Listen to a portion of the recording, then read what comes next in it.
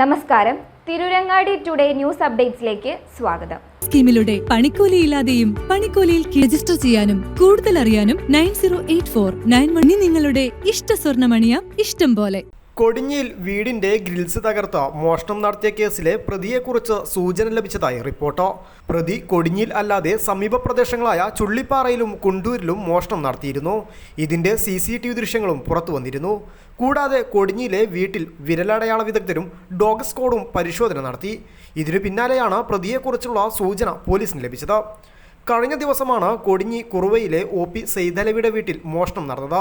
ഉറങ്ങിക്കിടക്കുകയായിരുന്ന മകൾ ഫൗസിയയുടെ 2.5 പവന്റെ പാദസരം കവർന്നിരുന്നു. ഫൗസിയ ഉണർന്നപ്പോഴേക്കും പ്രതി ഓടി രക്ഷപ്പെട്ടു. CCTV മുകളിലേക്ക് മറച്ചുവെച്ചിരുന്നു. തുടർന്നാണ് പ്രതി അകത്തു കയറിയത്.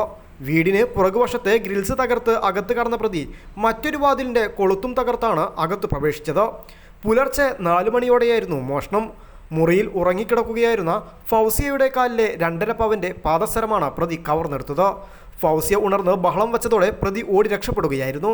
ഫൗസിയയുടെ ശബ്ദം കേട്ട് സെയ്തലവി എത്തിയപ്പോഴേക്കും പ്രതി കടന്നു കളഞ്ഞിരുന്നു.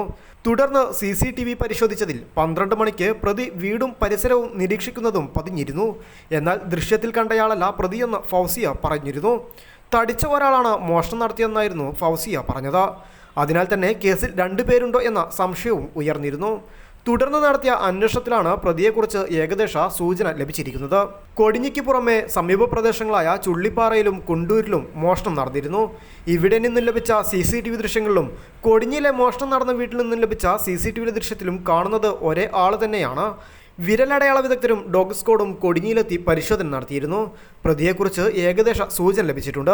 താനൂർ സ്റ്റേഷൻ പരിധിയിലുള്ള ആളാണ് പ്രതിയെന്നാണ് ലഭിക്കുന്ന സൂചന. ഈ അടുത്ത് ജയിലിൽ നിന്നും പുറത്തിറങ്ങിയ ആളാണ് പ്രതിയെന്നാണ് പോലീസിന്റെ നിഗമനം. പ്രതിയെ പിടികൂടുന്നതിനായി പോലീസ് അന്വേഷണം ഊർജിതമാക്കിയിരിക്കുകയാണ്. News bureau, Tirurangadi.